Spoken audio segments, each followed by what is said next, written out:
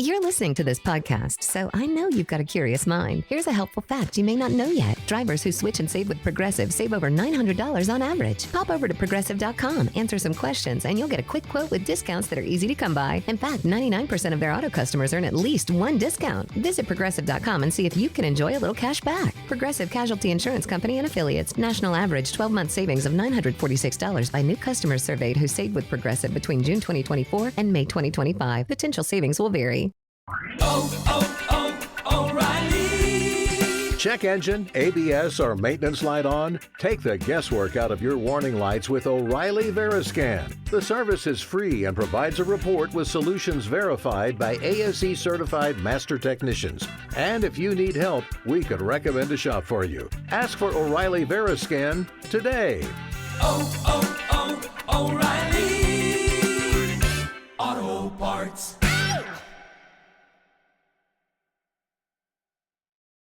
Had enough of your sportsbook holding back on the rewards? Fanatic Sportsbook opens a lane to a world of exclusive perks. Use Fan Cash to step up your tunnel walk with authentic NBA jerseys and vintage fits. Be there for the biggest moments with game tickets and rub shoulders with NBA greats through meetups and Fanatics experiences. Make the switch and get access to a highlight reel of rewards with Fanatic Sportsbook. Winning hits different here. Must be 21 plus. Gambling problem? Call 1-800-GAMBLER or 1-800-522-4700. MD, visit mdgamblinghelp.org. Offer not available in all states. Terms apply. See Fanatic Sportsbook app.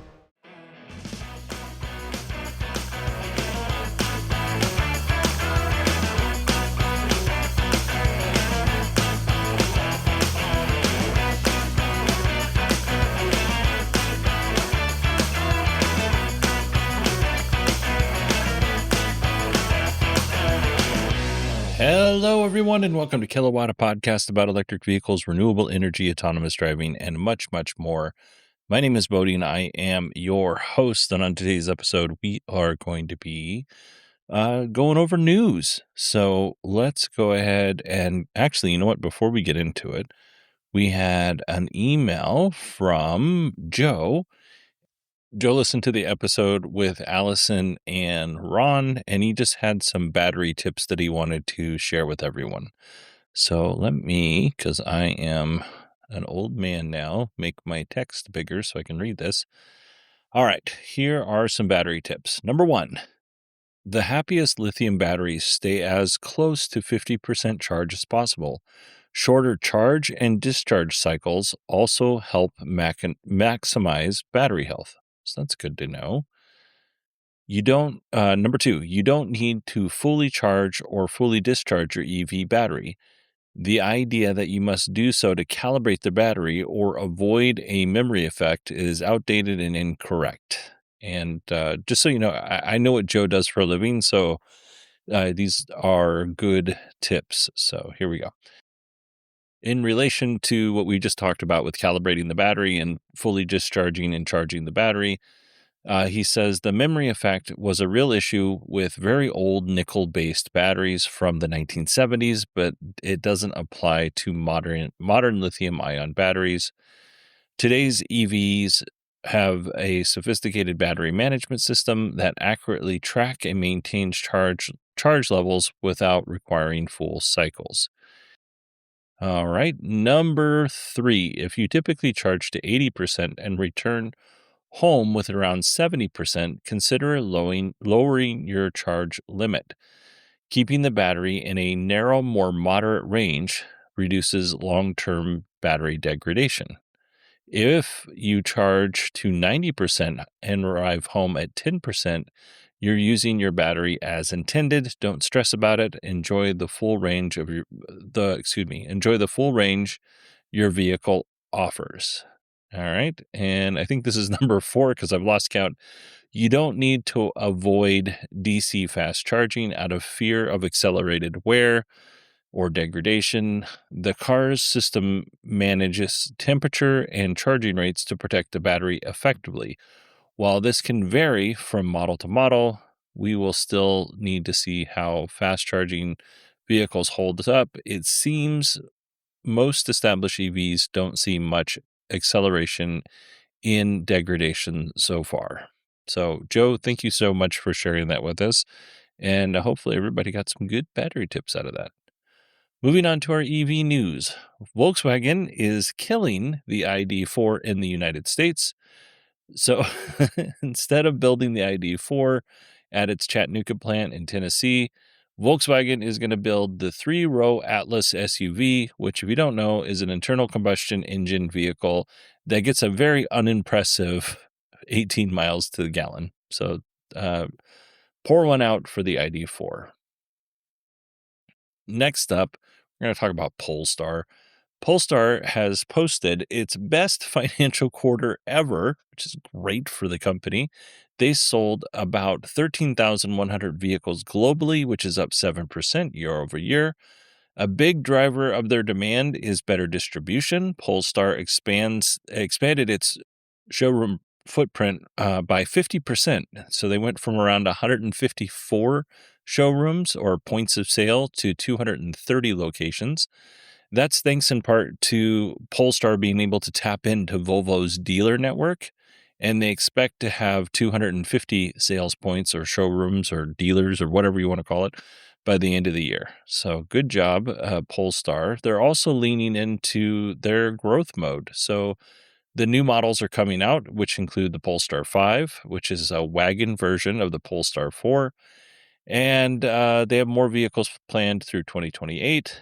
As far as production goes, Polestar is shifting strategy just a little bit with the Polestar 3.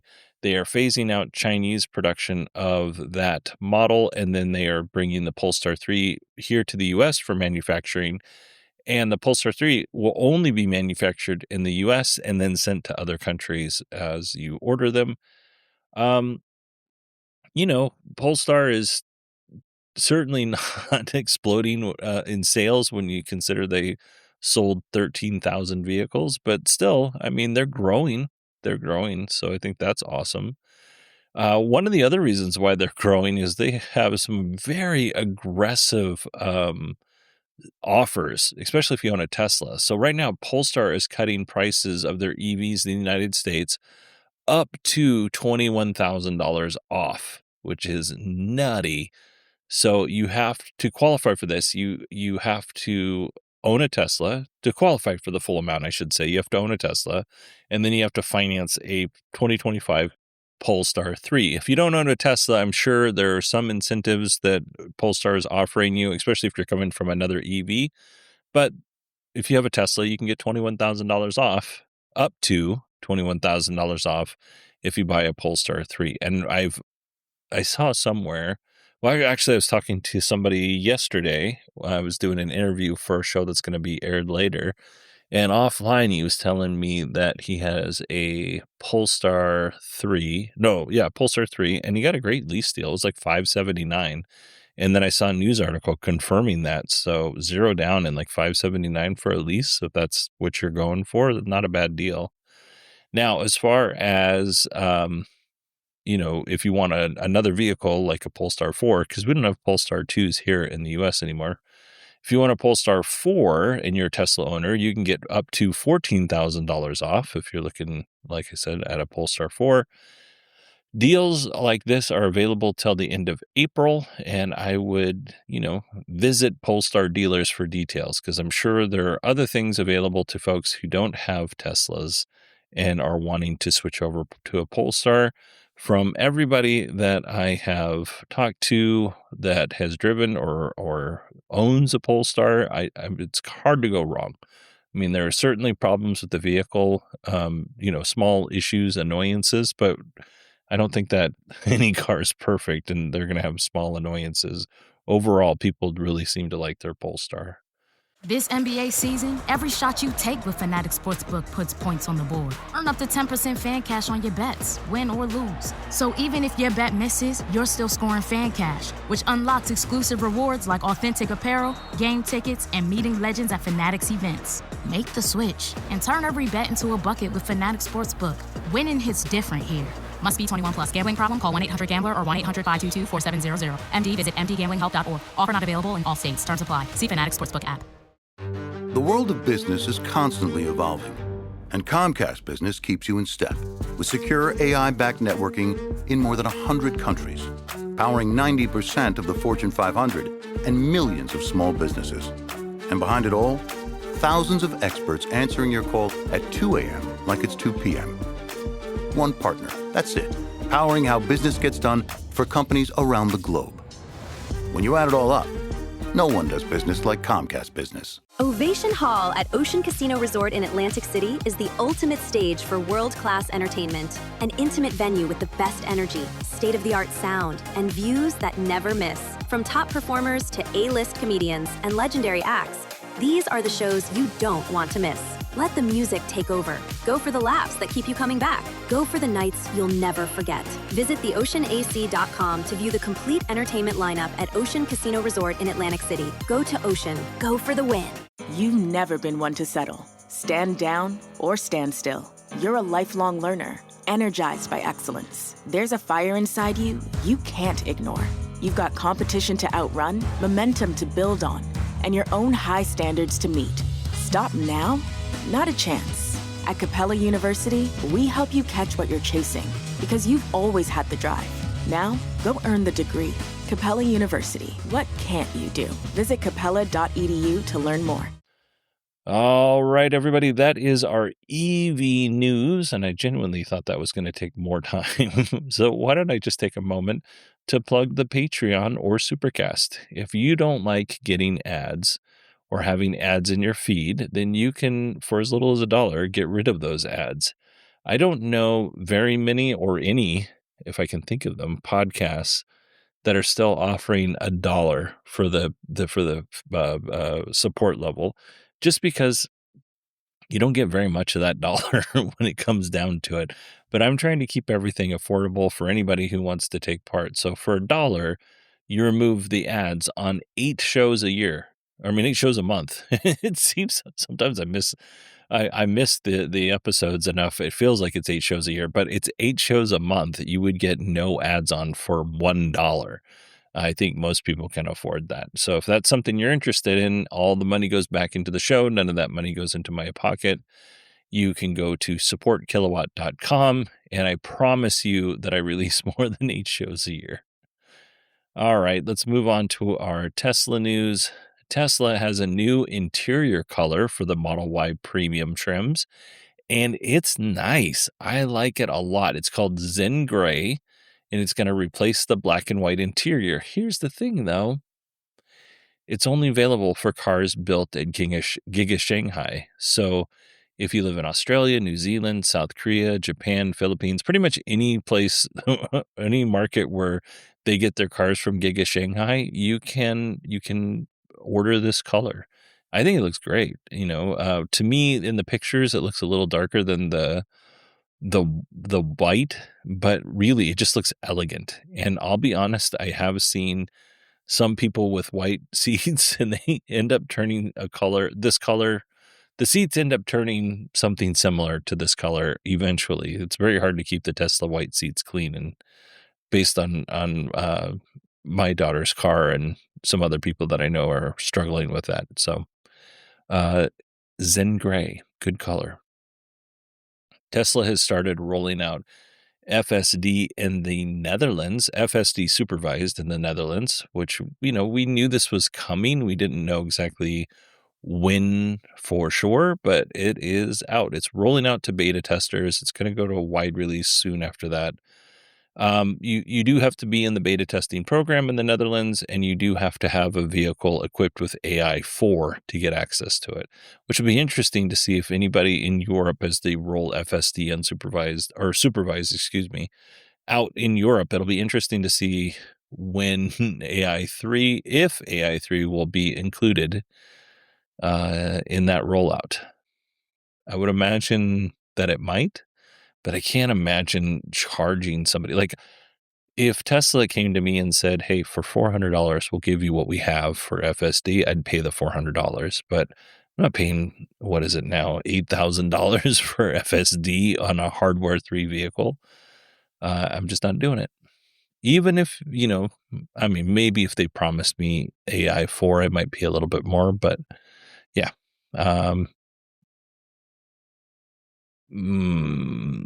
Trying to be positive. I'll just keep my mouth shut, move on.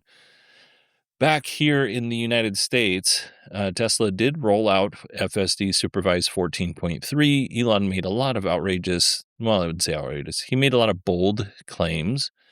And honestly, the big thing that people are noting is that reaction times for the vehicle got 20% faster. And I think that's great, but I don't know that, it met the whatever Elon said about it. I can't remember exactly how he put it, but it was effectively like it brings a lot of pieces of the puzzle together for FSD. I'm not sure it did that based on people's reviews and what they've said about it, but it's here. There's a few new safety features that I think are interesting when it comes to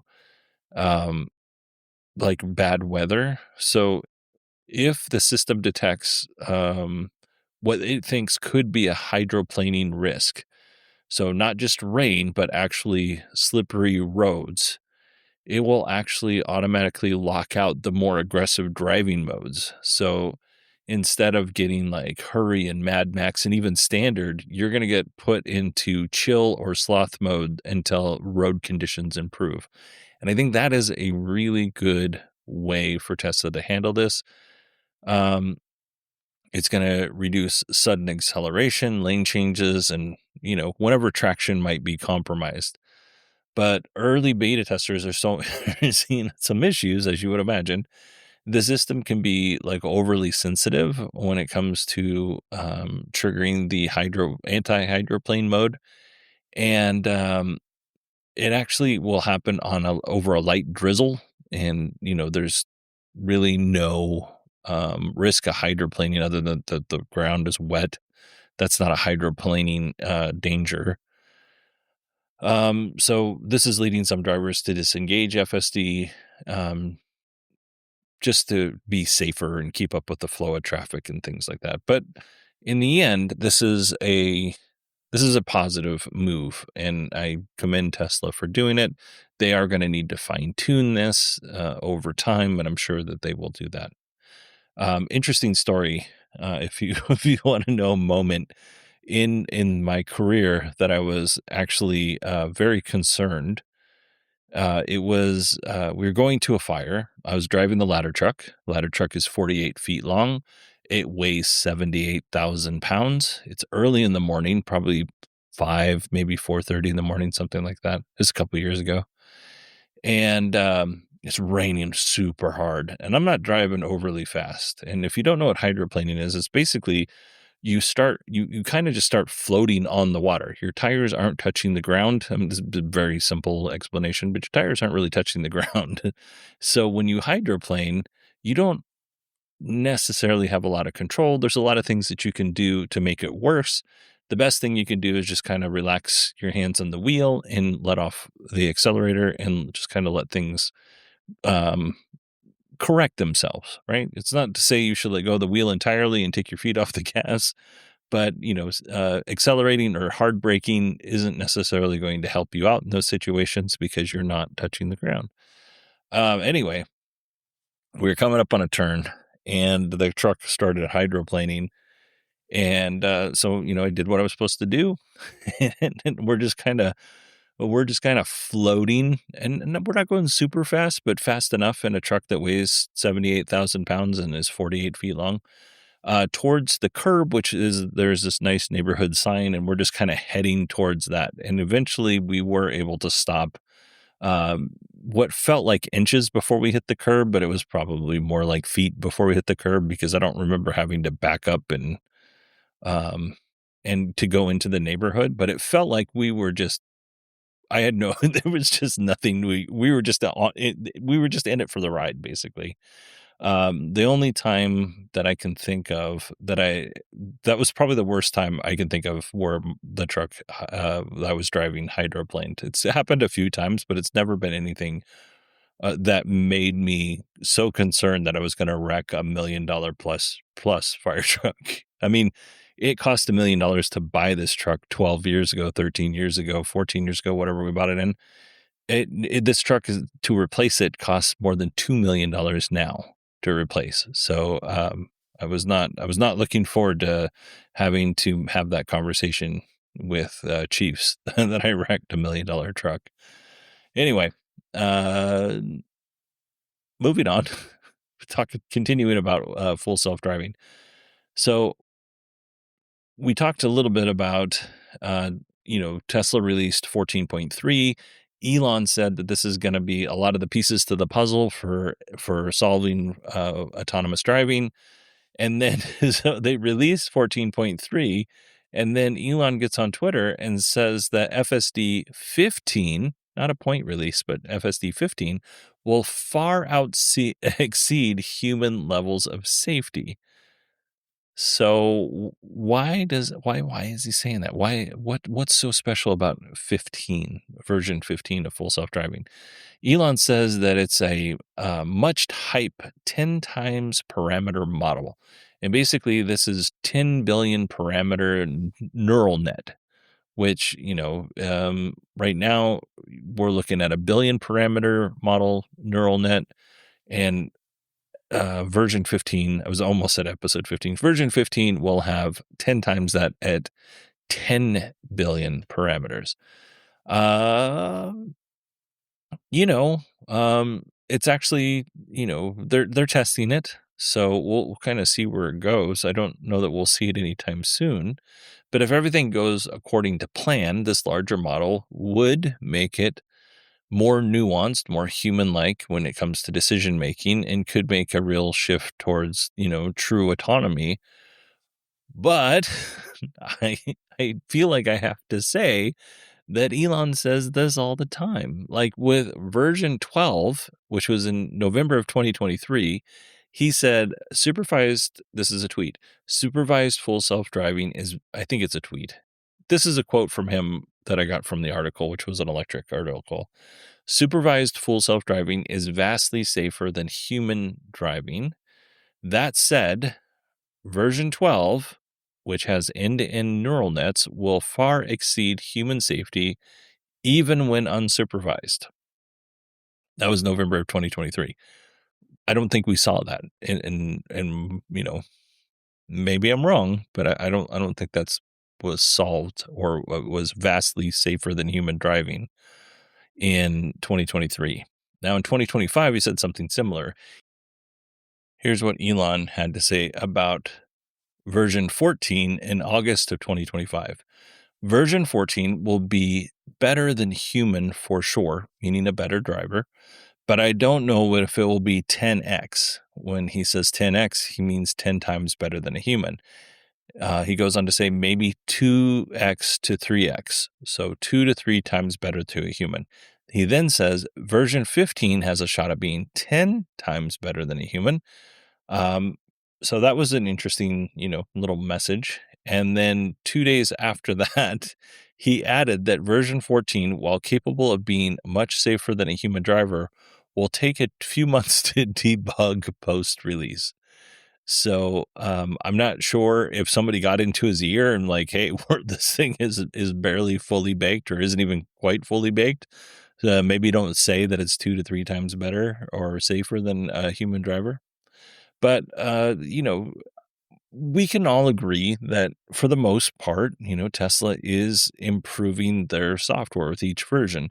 There are times when they, release a version and it gets a little bit worse. But eventually they will kind of release updates and it'll get a little bit better. So we're not bashing Tesla on how they are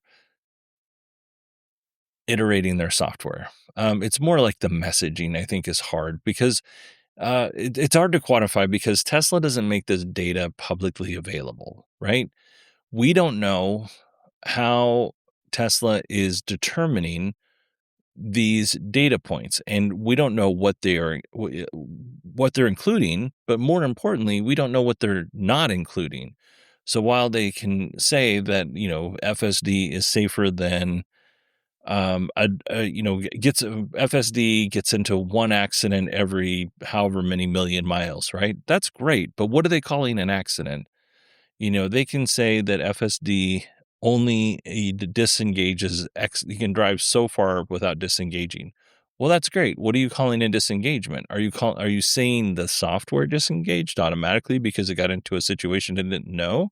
Or are you saying, or are you including, I should say, the fact that somebody who's driving the vehicle, supervising the vehicle, if you will, is actually like sees something that they're like, I don't like where this is going, and then they disengage. Does that count as a disengagement? If I had to guess, it probably doesn't, but I don't know. And nobody but Tesla knows. So because they don't publish how they determine their safety claims, we don't really know. They do have some information out there, to be fair, but we don't. When they're putting this all together, we're not seeing a transparent, like, this is how everything went together. We're not getting a peer review of their data. We're not getting any third-party verification of their safety claims.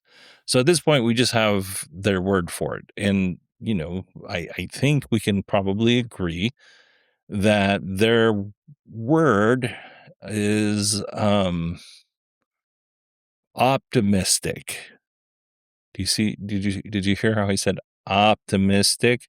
I'm actually kind of like sitting up in my chair and tilting my head when I'm saying this. If you can just, imagine that in your head, optimistic. I'm also opening my eyes a little bit wider than normal. Do you know what I'm saying? Can you picture like an ugly bald guy doing this? If you can't, watch Lord of the Rings, go to the orcs, picture one of them saying optimistic. That's what you got. Picture them sitting in front of a computer with a big monitor and a little monitor and a microphone in front of their face. Them saying optimistic. All right. With that, let's move on. I don't know. I hate having to talk about Tesla's optimistic versioning. I don't know, optimistic features. Because I really I think it's amazing the way it is. You know what I mean? Like, I think if they were just like, hey, here's what it does right now. And I know I've said this a ton of times, but I feel like I just need to say it again. This is what the car can do right now. This is great. Not like, hey, version 15, it's going to do so much better. But you know what's coming out soon? Right around the corner, not too far from now, is AI 5. So when we get to version 15, is AI 4 going to be in the same boat that AI 3 is now? Like, this is the problem I'm having.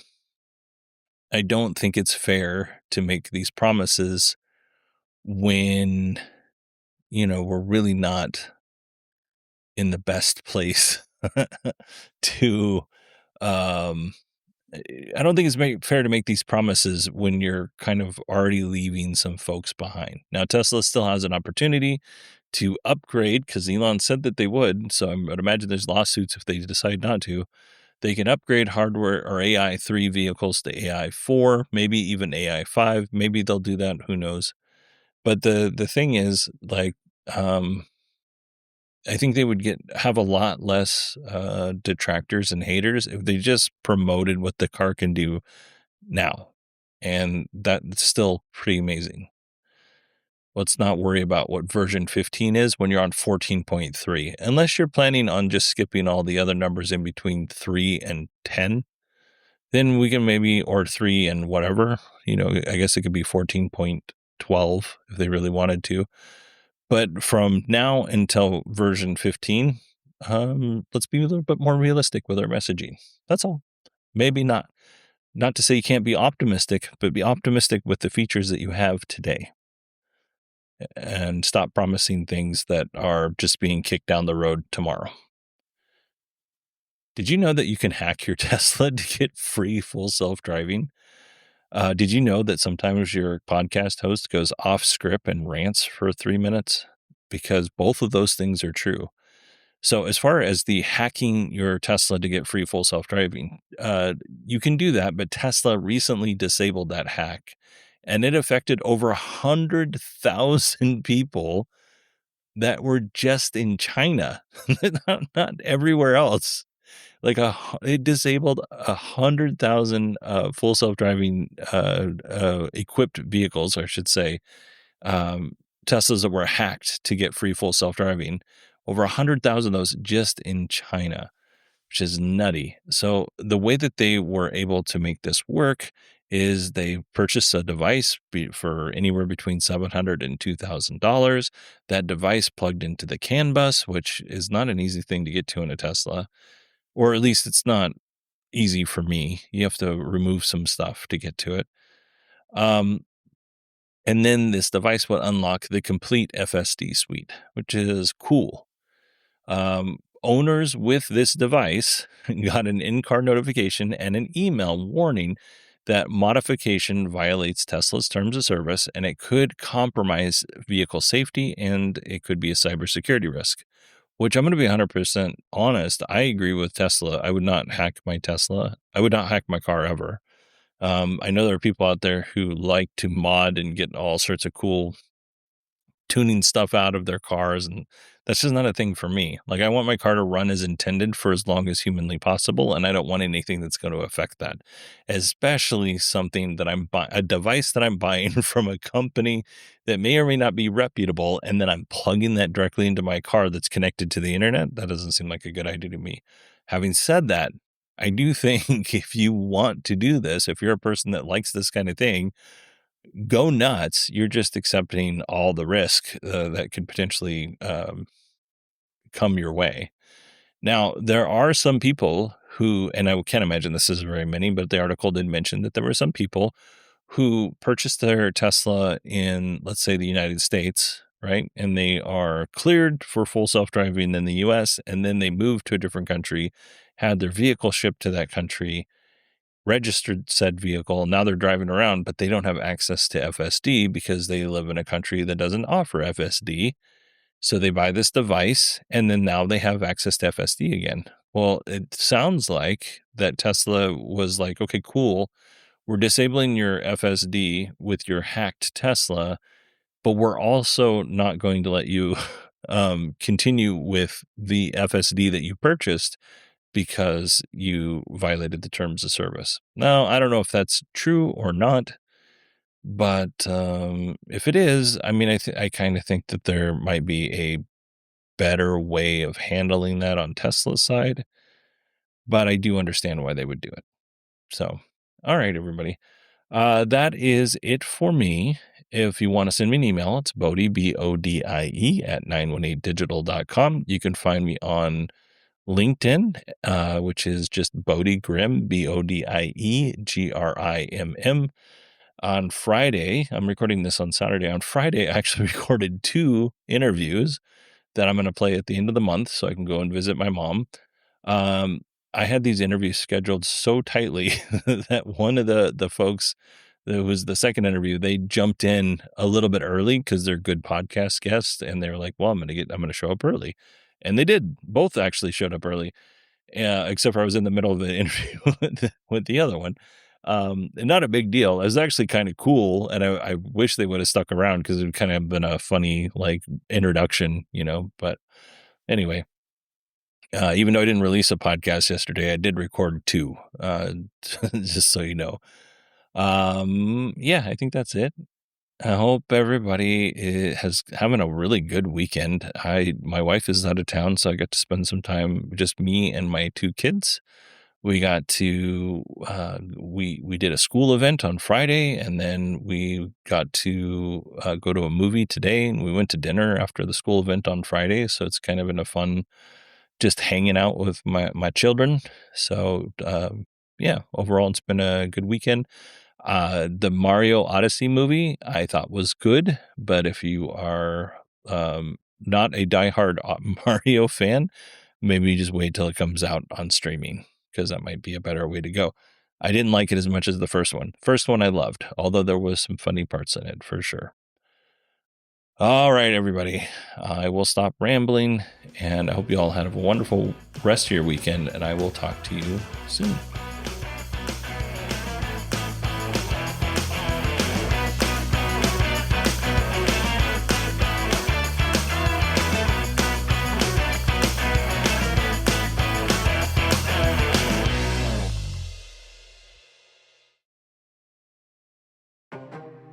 Modern enterprise.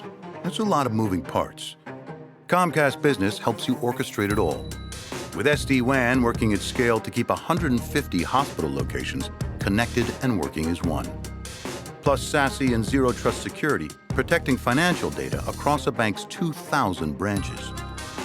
And AI-powered networking that optimizes traffic across 5 continents. No one does business like Comcast Business. You've never been one to settle. Stand down or stand still. You're a lifelong learner, energized by excellence. There's a fire inside you you can't ignore. You've got competition to outrun, momentum to build on, and your own high standards to meet. Stop now? Not a chance. At Capella University, we help you catch what you're chasing because you've always had the drive. Now, go earn the degree. Capella University. What can't you do? Visit capella.edu to learn more. Federal employees keep our country going, and GEHA is proud to keep them going with health plans exclusively for them. We were started by postal employees in 1937, and today we offer all federal employees a network of 1.7 million providers and a health plan for every stage of life. That's why we've been trusted by millions of federal employees and retirees across the country since 1937. GEHA. Find your federal health plan at GEHA.com. Some places promise you a change of scenery. Others show you the world in a whole new light. Take Isla Mirada. Between the brilliant sunsets, azure skies, warm, clear water, and endless activities, including legendary sport fishing and diving, Isla Mirada will take you places you've never been before, in more ways than one. For more about Isla Mirada, visit flakeys.com/Isla Mirada. If you like the show, please take a moment to rate, review, and subscribe. It really does help the show to grow. Thank you for listening.